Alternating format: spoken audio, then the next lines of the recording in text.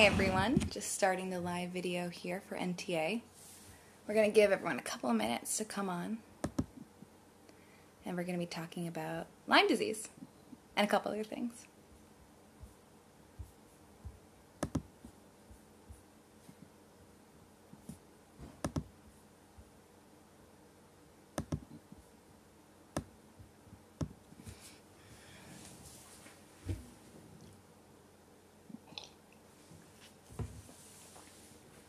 Alright, so I'll give it about one more minute before I get started. I can see there's a whole bunch of people jumping on at the moment. While we're all waiting, I'm currently drinking bone broth, turmeric, and ginger tea. If anyone's drinking anything fun, feel free to share.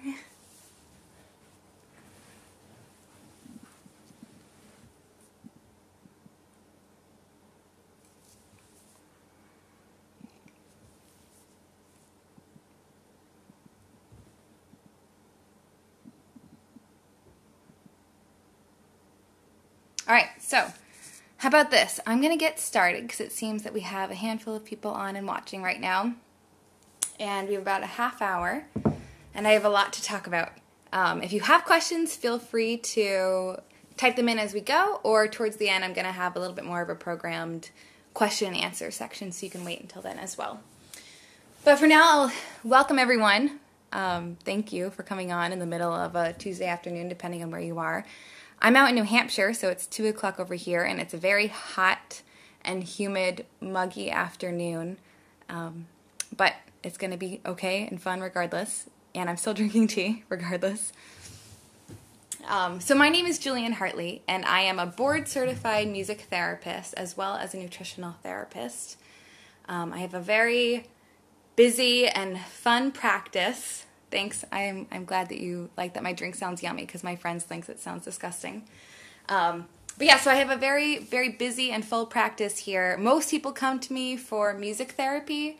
I work for the Concord Community Music School here, and it's a pretty large organization, and I get consulted out to a variety of hospitals and mental health facilities, and I work with all different people. And it's really quite fun to have both hats, right? Working as a music therapist and a nutritional therapist, because I have two very different but compatible perspectives when it comes time to addressing a client's needs, right? So as a nutritional therapist, I have a website called Wild at Heart Nutrition. It's very small. I do blog on it occasionally. I tend to be way more busy actually seeing clients one-on-one, and tend to prioritize my time that way. And when I'm not seeing clients, I really love to rock climb, and I love to hike, and I love to forage for wild foods. So I apologize if my blogging does not meet your expectations, but that's okay, because I think for me, working with people is a little bit more important. And so today, we're going to be talking about two things in particular. One is the FIT program, which is a program being sponsored and kind of put together by Innate Response. And if you don't know Innate Response, you should look into them. They're a professional supplement line based out of New Hampshire, actually, but they are related to Mega Foods. So if you know Mega Foods, if you've seen them at Whole Foods, if you've seen them around, they're the professional supplement line version. And so they have put together this team of nutritional therapists to create a very simplified, short, community-based program that will address the root causes of disease and illness and inflammation and all these different things that I think get really easily overlooked. And as nutritional therapists, we tend to focus so much on that diet perspective, and that really is our training. But there are many other aspects that we can help and facilitate people with. And these are the root causes. So I'll just mention those really quickly, but we're going to go into those in incredible detail during our actual program. So those 5 root causes are stress, sugar, or diet, but we're really going to be focusing on sugar in terms of a simplified community program. Hey, Amanda. And we're also going to be focusing, so we have stress, diet, microbes, allergens, and toxins. Oh, hey, Amanda, thanks for asking that question. I'll get to that in a little bit towards the end, okay, in my question and answers section. So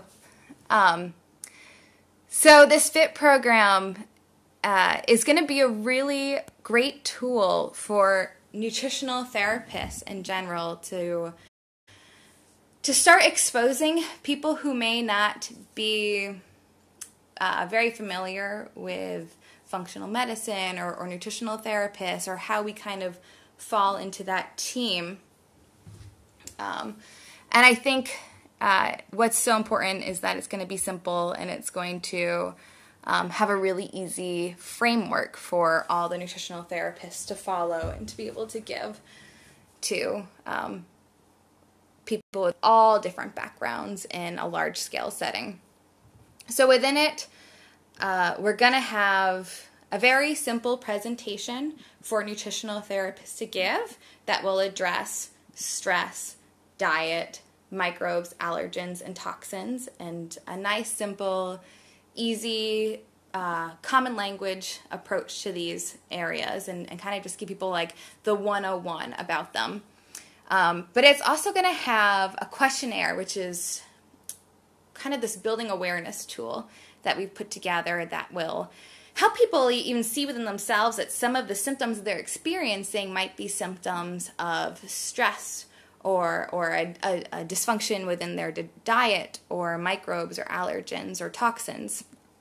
And so hopefully by building awareness and giving people this awareness, they'll see like, oh, maybe I actually do need to work on my stress, or I do need to work on my diet, or maybe I need to work on the amount of toxins that I'm exposed to within my environment.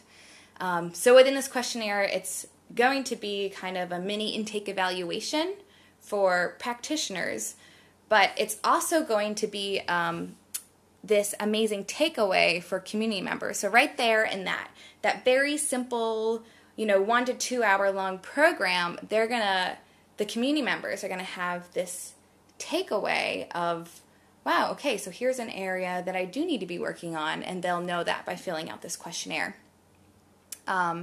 We're also going to be providing protocols of when someone fills out this questionnaire, what area they need to be focusing on. We'll stand up and we'll have a protocol for each one of those areas that someone may see that's their biggest need. So, for example, when taking this questionnaire, if they realize that stress or diet, or maybe one of these chemical harms, or that's what we're calling our microbes, allergens, and toxins, if that's their biggest area of need, they can follow one of these protocols we've put together, which is just going to be a very simple and easy to use action plan they can start putting into place before they even see the nutritional therapist. So while they're waiting, maybe they have an appointment scheduled, and they can start implementing these. So by the time they've seen you as a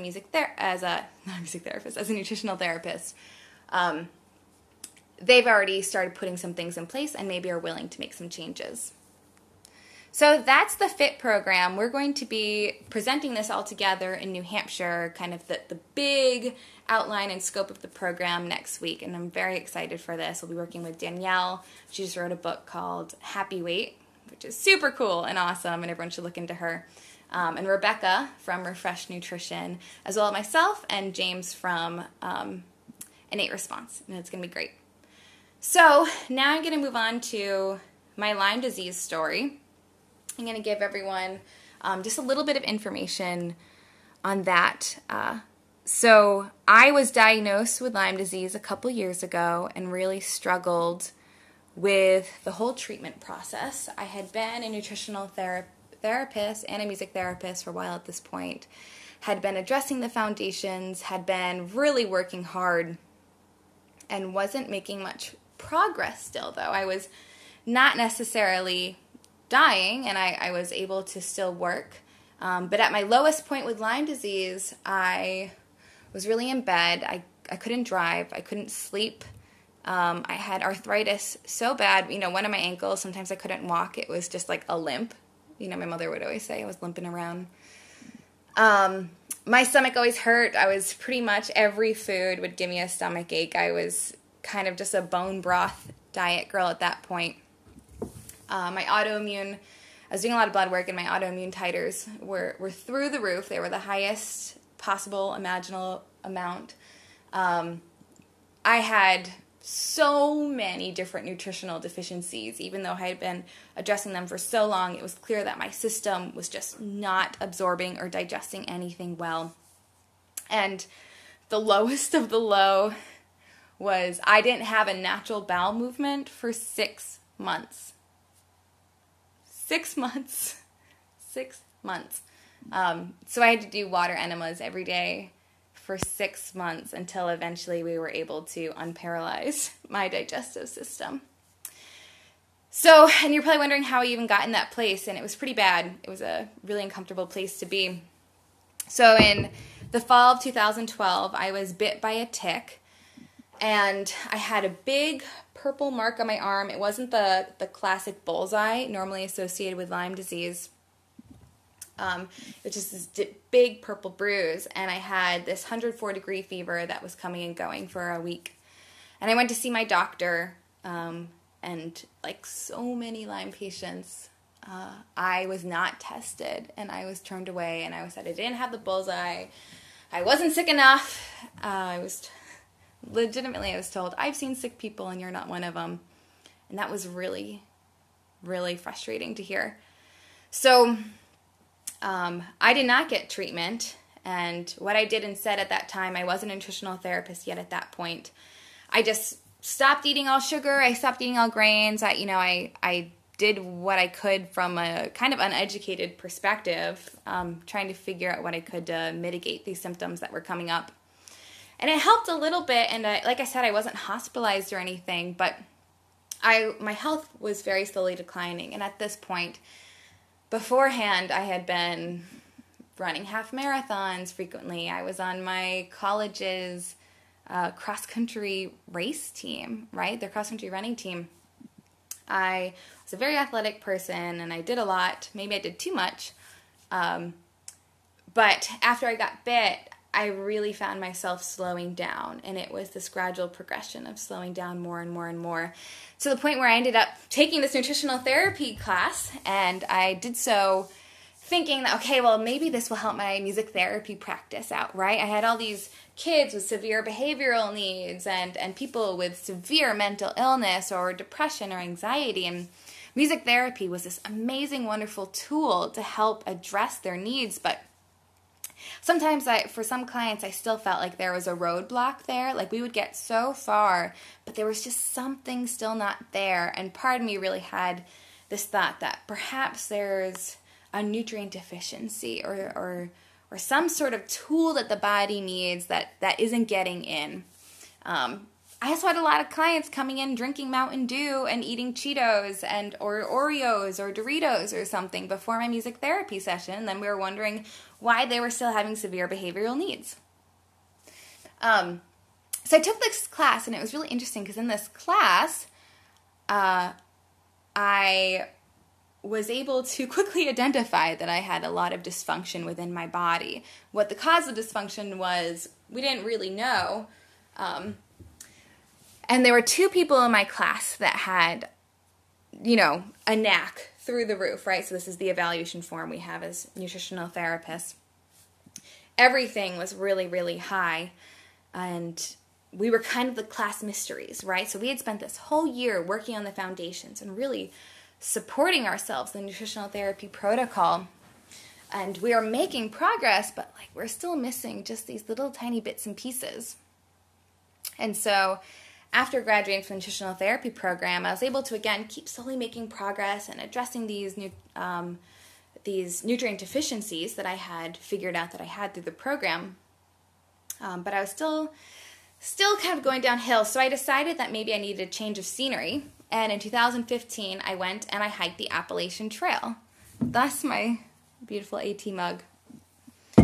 And on the Appalachian Trail, at this point, I don't know how I did it. I mean, it's like a miracle that I survived this thing. But I was eating pretty much autoimmune, following like the autoimmune paleo diet throughout the Appalachian Trail. I had prepared and dried a whole bunch of foods ahead of time. I had been sponsored by a whole bunch of grass-fed beef companies and had all these amazing paleo meat jerkies and, you know, these vegetable and meat combinations. And so really, I ate like a queen the entire Appalachian Trail, but I still really struggled with arthritis the whole way and a whole bunch of tendonitis issues and sleep issues. But what I realized on the Appalachian Trail was that I didn't just need a change of scenery, right? Like, I wasn't just feeling down and feeling sick and all of these really intense digestive disorders I was getting and arthritis. This wasn't just in my head, as my primary doctor originally was trying to tell me and give me antidepressants for. So when I got back from the Appalachian Trail, I decided that, you know, I had been addressing so many of these foundations for so long that I was ready to do a serious detox. So I attempted to do a detox protocol, and that's when my bowel movements stopped. Like, day 2 of this detox protocol, complete stop of bowel movements, and I was really thrown into digestive hell. And I'm kind of glad I went there because now I understand a bit more of what some clients might be going through. So at this point, I realized that this was beyond my scope of practice, and I think that's a really good thing for everyone to realize. And I did not go to my primary care doctor because he hadn't listened to me for a very long time, and I instead ended up getting the help of one of the best naturopaths, I think, ever. But this amazing naturopath in New Hampshire, and she really had this idea of getting at the root causes of things and really wanting to look really deep and do a whole bunch of testing, which I was appreciative of. And so at this point, keep in mind, I didn't know I had Lyme disease, and I hadn't been having bowel movements for 3 or 4 months by the time I had seen her. And so we did a whole bunch of gut testing, and my gut was a mess. I mean, obviously, if someone's not having bowel movements, their gut is going to be a mess, and a whole bunch of my bacteria levels were off, and it was pretty gross. But I also had subclinical hypothyroidism. I had autoimmune, a positive autoimmune with speckled titers, which tends to go with rheumatoid arthritis or lupus, or, you know, there's a whole bunch of different autoimmune diseases that can go with those speckled titers. But at this point, I was eating really strict autoimmune paleo / GAPS. It seemed unreasonable that my titers would be that high still. So thankfully, I had this kind of team between me and my naturopath, and we decided to keep looking deeper. And she wanted to do a Lyme test, and at this point, I was like, no, of course I don't have Lyme disease. My primary care doctor had told me a million times, no, you don't have Lyme disease. You're not sick enough to have Lyme disease. She's like, let's take a test. So we took the test, and I had Lyme disease. Like, clearly I had Lyme disease, and it was, Lyme disease, the test itself can be hard to determine whether or not someone's positive. There's a lot of issues with that testing. But as she put it, like, you're one of the top 5, like, most positive cases of Lyme disease I've ever seen, and you've clearly had it for a while. But at this point, I had had it for so long, it was evident I had, a brain infection. It was evident I had it throughout my entire body. And at this point, I could never have done, like, a Facebook Live feed because I would have messed up my conversations and forgotten where I was going every 2 or 3 seconds. Or, at this point, I was probably sleeping at most 1 or 2 hours a night. It was really, really terrible, and it was getting very desperate. And so we had to go very carefully about how we were going to be treating the Lyme disease, because when you start killing off all that bacteria in the body, they release these endotoxins. And if all your elimination pathways aren't going well, as mine probably weren't going due to the fact that I stopped pooping for 6 months from trying to do a detox protocol, you have to be very, very careful because you don't want to overwhelm your system. People get seizures, people have to leave work, and some people are just completely incapacitated throughout that process of treating the Lyme disease. So we pulled another person onto my treatment team. We pulled a Lyme specialist who was also a naturopath. So at this point we have me, who I really always saw as kind of the center of my treatment, guiding this process. And my naturopath, I called her like my primary doctor, but my primary naturopath and then my Lyme specialist naturopath. And I ended up, after trying some herbal antibiotics, I was still going downhill so fast that we ended up doing prescription antibiotics, which is obviously a really hard decision as a nutritional therapist. I know a lot of people out there probably struggle with the use of antibiotics and prescription drugs in their life. But at this point, it was the very clear choice. I wasn't really functioning anymore and was just in bed. I didn't know if I was going to be able to work anymore. And so before starting the round of antibiotics, I had been warned by all my primary care doctors, by my new primary care doctor at this point, and my naturopath and my Lyme specialist, to really get my affairs in order, because it could have been rough. Most people don't work throughout this treatment. It can be really severe in the herxing and kind of that detoxing and the killing off the Lyme bacteria and the endotoxins created from that. But luckily, I'm a nutritional therapist, and I had so many tools in my toolbox to help me through this whole process. So within that first round of antibiotics, right, I thought I was going to die. My whole system was just like, that's the best way I can describe it. And I had severe vertigo and migraines and digestive systems. But one thing happened. I started having bowel movements again. And I'm pretty sure what happened was that somehow the Lyme bacteria must have paralyzed. I think it ended up paralyzing that vagus nerve and that connection between the digestive tract and the neuroendocrine system. And as soon as I started taking antibiotics again, my bowel movements started working, and I haven't had a problem since. Also, depression, anxiety went down, everything. It was like this cloud had been lifted, and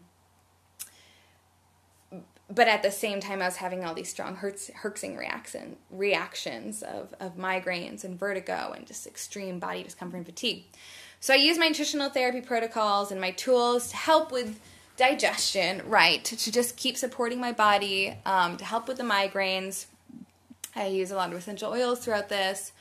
I use a lot of betaine HCl throughout this. I use a lot of magnesium. And throughout it all, I was also trying to, keep rebalancing all those nutrient deficiencies I had. And so I did about 6 months of antibiotics treatment and got a lot better. Thought I had made about a 90% improvement, right? And we ended up taking me off the antibiotics 6 months later and just focusing on supporting my immune system using nutritional therapy protocols and supporting these nutrient deficiencies I still had. I was still really low in iron and calcium, vitamin D, magnesium, and zinc. And this had been after supporting it for years and years and years. So we did this, and I maintained for a while, and then let's say around the fall of 2017, I started to go downhill again and go downhill very quickly. And I was in denial through this whole process, thinking it was still just some sort of nutrient deficiency I could just fix, and then maybe it would be back. My immune system would be back, and it would take over, and everything would be okay. And unfortunately, that did not happen. And 3 strep infections later that I couldn't get over, we ended up going back on some rounds of antibiotics for Lyme disease. And that was really difficult for me because I almost felt like a failure, right? Like, how as a nutritional therapist, what am I doing wrong? And this is where that FIT program really comes into play, because there are 5 root causes. It's not just all about diet, right? I had addressed stress. I had addressed diet. I was trying my best to help my microbes seal and heal my gut using GAPS and using autoimmune paleo. I had addressed all my food intolerances, but something was still missing. And what was still missing were toxins. I had taken plastics out of my life, right? Like, I'm wearing an organic cotton dress. I don't wear makeup anymore. I wear baking soda for deodorant. I do a pretty good job of eliminating my exposure as much as I can to some toxins. But what we ended up doing was taking a heavy metal test. And this is probably what saved my life. And I ended up being incredibly high, 9 times higher than the reference range in lead. I was 29 times higher than the reference range in thallium, and I was 11 times higher than the reference range in uranium. And a lot of the symptoms of toxicity in lead, thallium, and uranium were my remaining Lyme disease symptoms. So, a very important root cause that got completely overlooked for years were my toxins, the toxins in my body. And so we began pulling the toxins out. I had already been on lots of liver support protocols and pulling that stuff out. But we ended up adding in some more supplements that specifically targeted lead and heavy metals. And within a couple weeks, these crazy, at this point, I was still getting severe numbness and tingling down all my arms, throughout my scalp, through my legs. I had muscle cramping going on in my arms and my legs, to the point where I was seeing a physical therapist twice a week to needle and release the muscle tension just so I could go to work. And so within a couple weeks of using the supplement protocol to address the heavy metals, those symptoms, I don't want to say completely went away, because very occasionally I still get them, but went from maybe being a 9 out of 10 to a point where I was in complete discomfort and I wanted someone to knock me out, to a 1 out of 10, right? And so we're just in the process now of still kind of keeping the Lyme at bay, if there is still Lyme in there, and then addressing the heavy metals, so by the time you pull me off of all my Lyme support things, that my immune system will be able to really just kick in and take over the rest of it. So that's my kind of little mini Lyme story, although I know it was quite long. But it was so important that we addressed all of those 5 root causes: stress, diet, microbes, allergens, and toxins, before really my innate immune response was able to kick in and start clearing things on its own, so that my body could rebalance the way it's supposed to, and all these tools will, work the way they're supposed to. So at this point, I'm going to open up. I know it's been almost about a half hour, but I can go a little bit longer. I'm going to open up to any questions that people have about Lyme disease in general. If you have any questions about the FIT program, I'm happy to talk about those. I had also been given a whole list of questions ahead of time. Some people, when I mentioned that I was going to be doing this Facebook Live, I had gotten a nice list of questions, so I'm also happy to address some of those. I know Amanda asked earlier about acid reflux. Nutritional therapist, that's a really easy one. But acid reflux is one. Ginger tea is my favorite approach for that. But I also always have betaine HCl with me. I know I don't have any stomach ulcers or anything, but I would see a nutritional therapist before putting yourself on a HCl kind of protocol. But yeah, betaine HCl and ginger tea are my favorite for acid reflux. So from Sarah, is it even more important that folks with Lyme avoid sugar, and why? What are some superfoods for Lyme? Yeah, so I think it's important for anyone with any sort of chronic disease or illness to be avoiding sugar, right? Sugar is one of those things that plays an important role in our pro-inflammatory mediators, right? So during our FIT program, I'm sure Rebecca is going to talk so much about why sugar is so difficult. But for me, I'm avoiding sugar for the reasons of protecting the microbiome in my gut. And I know for me, when I'm eating a lot of sugar, all my digestive symptoms come back strong, as well as my arthritis. A lot of my physical symptoms come back when I'm eating sugar. And really, the simplified answer again is that it tends to be very important in the pro-inflammatory mediator and in creating that inflammatory response in the body. In terms of superfoods for Lyme, oh man, liver. If you're not eating liver on a regular basis, you're really holding yourself back. And bone broth. Yeah, so liver and bone broth, I'll say those. So liver, mostly just because it has so many of the nutrients that I can guarantee that if you have Lyme and if you have it bad, you're probably deficient in. When you have Lyme disease and when you have chronic Lyme disease, and if it's something you can't get over, really have to ask yourselves why, right? For me, I had my root causes and I went through them.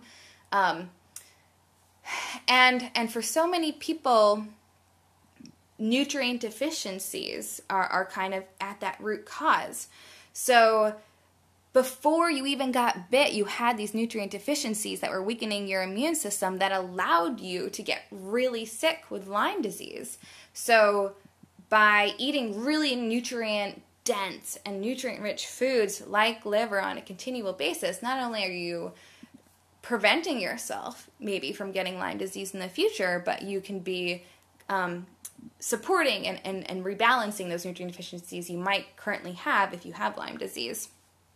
Other superfoods for Lyme disease are going to be turmeric, mostly because of its inflammatory ability, the abilities to mediate those inflammatory responses, and probiotics. Yeah, probiotics are going to be really, really helpful. There's so much research out there about how probiotics and fermented foods are so good at protecting the gut, especially from more toxins getting absorbed into the system. So if you can get as many of those probiotics into you, that would be great. And the reason why bone broth is such an important superfood because it's so great at healing and sealing the gut.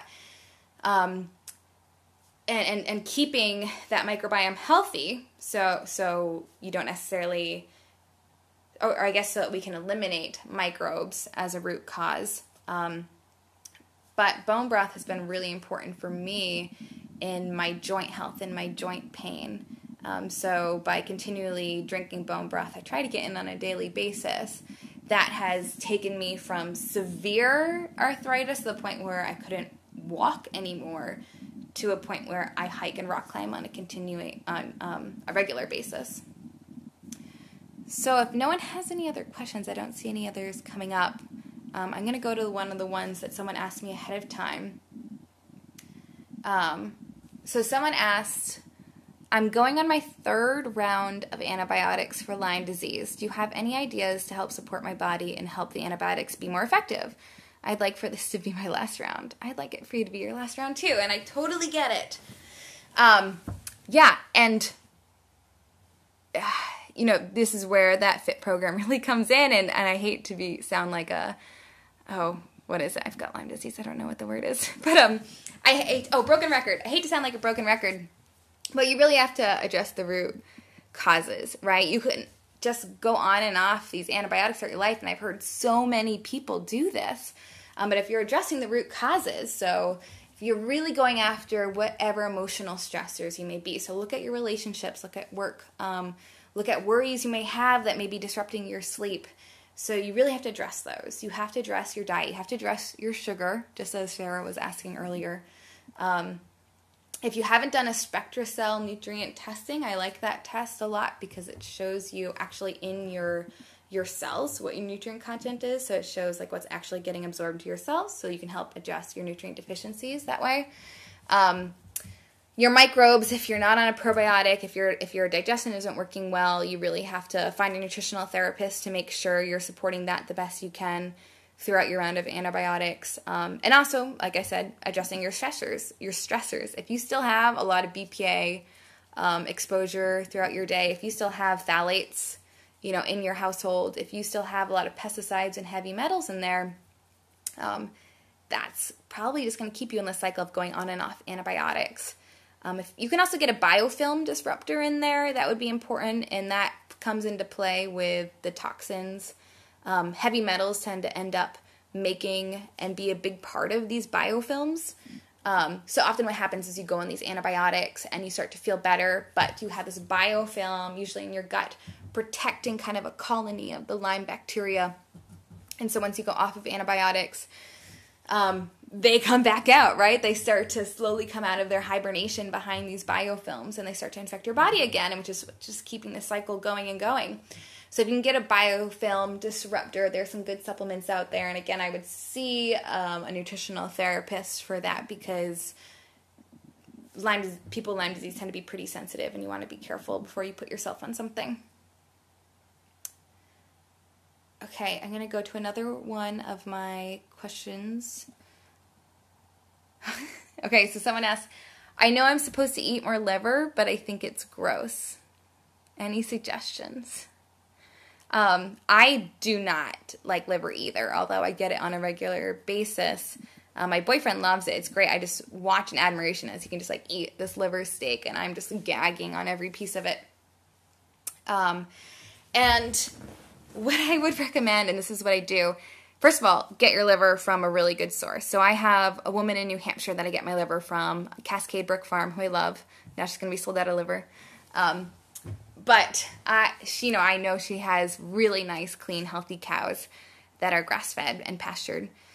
So then what I do is I grind my liver up with just typical grass-fed ground beef and turkey, actually. And I find that kind of, how do I put it? It makes the liver taste not be quite so strong. And if you can handle tomatoes, you can put some tomato sauce on it or something. I don't do well with that. But I find some turmeric and ginger and like a garlic sauce or something does really well. And I'm usually able to get that down on a weekly basis without any problems. I usually don't gag it back up. All right, so someone asked a question. Can you talk a little more about the heavy metal chelation? What would you say was the supplement that helped you the most with this? And what are you doing now for yourself? So I'm still doing my heavy metal program, and I'm assuming I'm going to do this for a while. I'm going to retest in a couple months and see where my levels are at. So let's talk about the heavy metal chelation. So you want to be really, really careful with this. I do not recommend ever doing this on your own. In fact, even my naturopath said she was really worried to do this, to put me on any sort of detox protocol because my elimination pathway seemed to be very sensitive. So I would highly recommend going to find someone who specializes specifically in heavy metals, because if you pull out a whole bunch of heavy metals and pull them into your bloodstream using, there's a whole bunch of different things out there. If you pull it out and it does not get immediately eliminated, you have a very high risk of it depositing in your brain and causing serious damage. So please don't do that. I'll give a couple tips. Innate Response has a supplement called Innate Detox, which I really like, and that's something I think most people can safely go on without extreme supervision. It's just a very gentle, mild liver detox that helps with phase 1 and phase 2 detoxification support. So I think that's a really good first step for people. And a second step, this is for the nutritional therapists out there, modified citrus pectin has made an amazing difference in my life. I wouldn't take modified citrus pectin unless you have a really good liver support like Innate Detox out there. Liposomal glutathione is also an incredibly important part of that heavy metal and just overall detox support protocol. Liposomal glutathione you want to be a little bit careful with. I know some people say they just do IVs with it. I obviously do not have access to a nutritional therapist, so just giving myself liposomal glutathione IVs.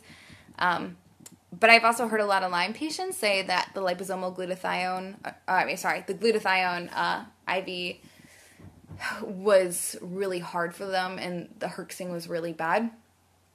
So I prefer an oral glutathione, which is the form I get is a liposomal glutathione. So I would recommend that you find a liposomal glutathione support that you like. I would check with a naturopath or check with a nutritional therapist and see if modified citrus pectin is a good idea for you. Within the first couple of days of me taking modified citrus pectin, all my bowel movements smelled like a metal pipe. So that was pretty intense for me. I'm just going to throw that out there. Yeah, so liposomal glutathione, really amazing detox liver support, like innate response, innate detox, and modified citrus pectin have been really good for me. And I am not a doctor. I should put that out there. I do not prescribe EDTA or DMSA, but my understanding is for people who maybe aren't doing as well with other natural protocols, those are options as well. Okay, so I think I'll answer one or two more questions before I sign off over here.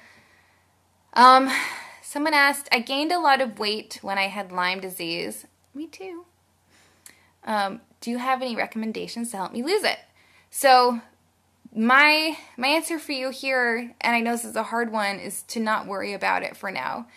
I gained a lot of weight. I gained like 30 pounds when I had, after I was first bit, and it came on so fast, and it was really scary for me, and I had worked so hard originally to get that weight off. I had always kind of been a heavier set person, so when it came on so fast, I felt really scared and felt really bad about myself and felt really depressed about it. But it's a symptom of dysfunction, right? There's so many things that can make you overweight, whether it's, we have these things called now obesogens, right? These are endocrine disrupting chemicals that actually disrupt your body's metabolism with fat and can cause you to really gain a whole bunch of weight. Heavy metals too, and thallium, right? I mentioned that I was so high in thallium. One of the side effects of thallium is fatty tissue. It deposits a whole bunch of fatty tissue in your body, and that's really your body's natural way of protecting itself from heavy metals. So what I say about the weight is don't even weigh yourself for now. Like, if you're eating well and if you're taking care of your body to the best of your ability, don't worry about it for now.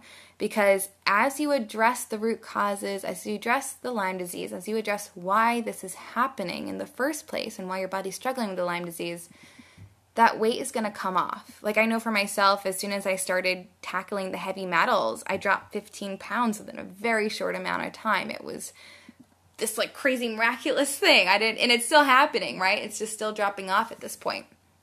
So don't worry about it. As you keep working on yourself and working on the root causes, that's going to happen on its own. All right. So I think I'm going to leave it there for now. Thank you everyone for coming. Thank you to the Nutritional Therapy Association for letting me host and talk for the past 45 minutes. And I'm really excited for this FIT program, so everyone keep your eyes open as it becomes a larger scale program and available to more people to try out. Thank you, everyone. Goodbye.